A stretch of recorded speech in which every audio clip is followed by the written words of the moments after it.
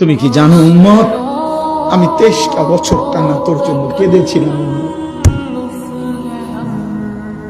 আমি এমন কাঁদা কাঁদছি রে উম্মত তোদের জন্য।